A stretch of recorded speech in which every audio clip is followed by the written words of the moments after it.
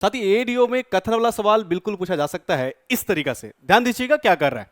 निम्नलिखित कथनों पर विचार कीजिए। पहला नंबर कह रहा है स्टेटमेंट की पानी के जहाज की चाल को नॉटिकल गति में मापा जाता है। दूसरा, मैक मात्रक या मैक संख्या कह सकते हैं, इसके द्वारा प्रकाश की चाल को मापा जाता है। ठीक है, सत्य और असत्य बताना। और ये साथ ही ऐसे प्रश्न कथन वाला भर भर के एग्जाम्स में भी पूछा जा रहा है, तो ध्यान से देखिएगा।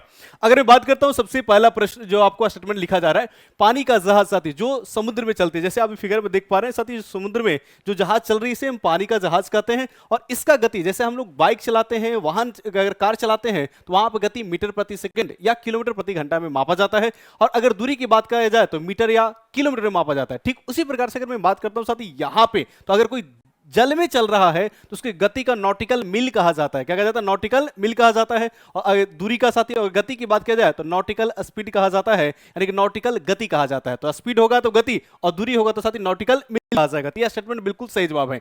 यह भी पूछा जा सकता है कि एक नॉटिकल मील बराबर कितना होता है, तो आप सब लोग एक बार कमेंट करो साथी, एक नॉटिकल मील बराबर कितना हो जाएगा। अगर मैं मैक मात्रा की बात करता हूं साथी, ये प्रकाश की चाल के बारे में नहीं बताता है। ये जो बताता है, ध्यान रखिएगा कि वस्तु का वेग और जो ध्वनि का वेग है, इन दोनों में रिलेशन क्या होता है। यानी कि किसी वायुयान जेट विमान का अगर वेग निकालना है और उसको कंपेयर अगर ध्वनि का वेग से करेंगे, लगभग 340 के साथ ही बराबर से किया जाता है, तो उस समय क्या कहेंगे? उस समय कहेंगे साथी आपका निकल करेगा मैक संख्या। एक सवाल ये भी पूछ लेगा कि मैक संख्या अगर 1 से कम हो तो क्या बोलेंगे? अध्वनि कहा जाता है। अगर मैक संख्या 1 के बराबर आ जाए तो क्या कहेंगे? ध्वनि कहा जाएगा। अगर मैक संख्या 1 से ज्यादा आएगा तो क्या कहेंगे?